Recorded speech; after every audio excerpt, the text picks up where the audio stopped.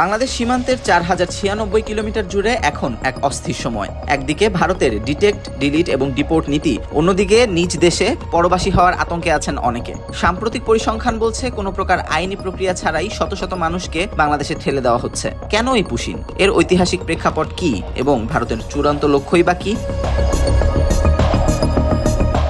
পরিসংখ্যান বলছে ভারত থেকে বাংলাদেশে পুশিনের মাত্রা এখন আশঙ্কাজনক পর্যায়ে। বিজিবির সংগৃহীত তথ্য অনুযায়ী 2025 সালের 7 মে থেকে 2026 সালের 26 জানুয়ারি পর্যন্ত 2479 জনকে বাংলাদেশে ঠেলে দেওয়া হয়েছে। এর মধ্যে শুধু গত বছরের মে মাসেই 1200 জনের বেশি মানুষকে অবৈধভাবে পুশিন করা হয়, যার মধ্যে অন্তত 100 জনকে ভারতীয় নাগরিক হিসেবে শনাক্ত করে ফেরত পাঠায় বাংলাদেশ।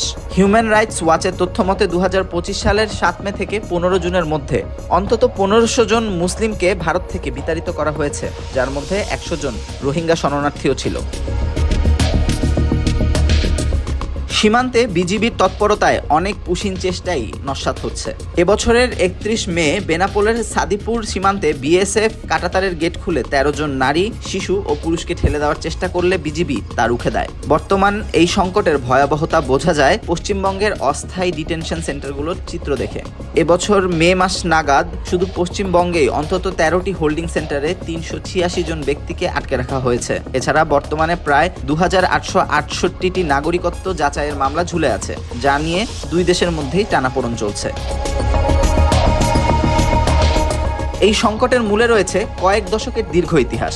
1900 শতাব্দীতে ব্রিটিশদের চা বাগানে শ্রমের প্রয়োজনে বাংলাভাষীদের আসামে অভিবাসন শুরু হয়। 1947-এর দেশভাগ এবং 1971-এর যুদ্ধের পর এই অভিবাসন এক বিশাল রাজনৈতিক হাতিয়ারে পরিণত হয়। আসামে 1971 সালের 24শে মার্চকে নাগরিকত্বের ভিত্তি ধরা হলেও সাম্প্রতিক এনআরসি প্রক্রিয়া প্রায় 20 লক্ষ মানুষকে রাষ্ট্রহীন হওয়ার ঝুঁকিতে ফেলেছে। ঐতিহাসিক এই ক্ষোভকেই এখন রাজনৈতিক রূপ দেওয়া হয়েছে। বিশ্লেষকদের মতে ভারতের এই পুশিন প্রক্রিয়ার পেছনে বেশ কিছু গভীর রাজনৈতিক উদ্দেশ্য রয়েছে। পশ্চিমবঙ্গের রাজনৈতিক পরিবর্তনের পর বিজেপি সরকার ইনফিল্ট্রেটর বা অনুপ্রবেশকারীর তকমা দিয়ে বাংলাভাষী মুসলিমদের লক্ষ্যবস্তু করেছে, যাতে এক মেরুকরণের রাজনীতি সফল হয়। ভারত নিজের অভ্যন্তরীণ মুসলিম সমস্যা সমাধানে এবং এনআরসিতে বাদ পড়ার দায় এড়াতে বাংলাদেশকে একটি প্রেসার ভালভ বা নির্গমন পথ হিসেবে ব্যবহার করতে চায়। এছাড়া আইনি প্রক্রিয়ায় বিলম্ব ও আদালতের নজরদারি এড়াতে সরাসরি বিএসএফ এর মাধ্যমে মানুষকে ঠেলে দেওয়া হচ্ছে, যা আন্তর্জাতিক মানবাধিকার আইনের স্পষ্ট লঙ্ঘন।